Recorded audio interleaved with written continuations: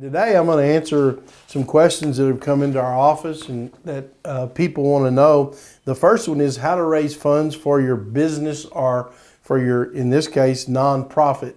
And so one of the things that I want to say first of all is that you need to have a good business plan.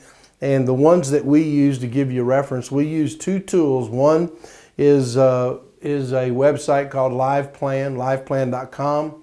That'll help you begin to think on paper about your business. And the best thing that I like on thinking on paper about your business is what we call the Business Model Generation Canvas. You can Google that, look it up.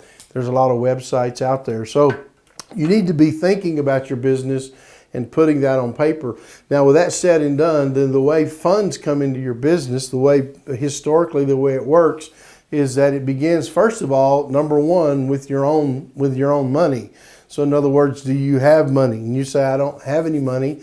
Then number two, the next level typically is family or friends. So family or friends is where money comes from. And in that case, I would encourage you, before you went and asked family or friends, that I would encourage you to understand how funding works. So for example, if someone is someone going to lend you the money, and how are you going to pay them back? What interest rate? We call it the terms.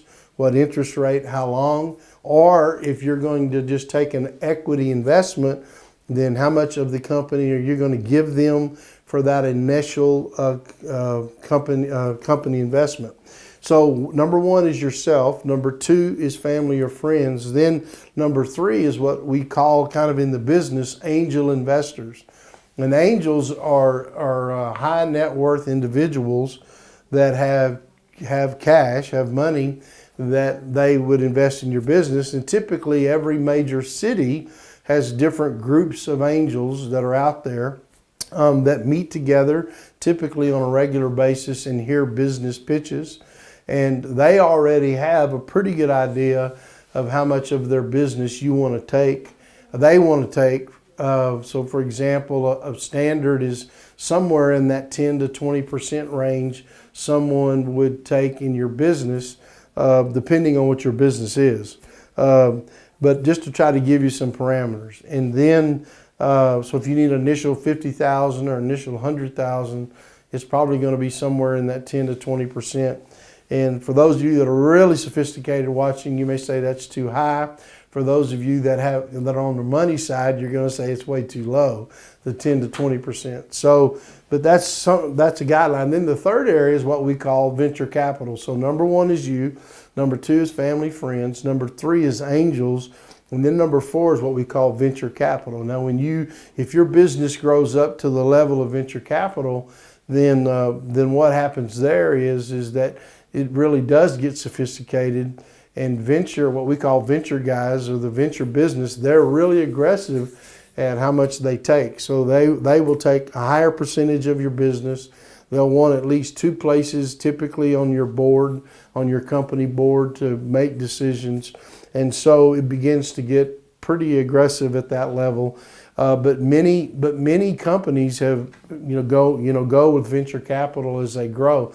And then really that fifth and last area is what we call an IPO. So that's where your company actually gets structured and goes public.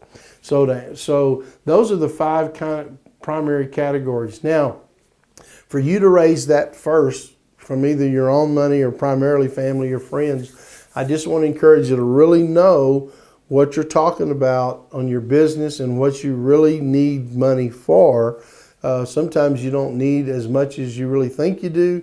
And the truth is, there's a term called bootstrapping, and bootstrapping is where your sales basically finance the growth of your business. So that means you go out, you make sales, you take the capital you're making off of sales, and you finance your business to grow.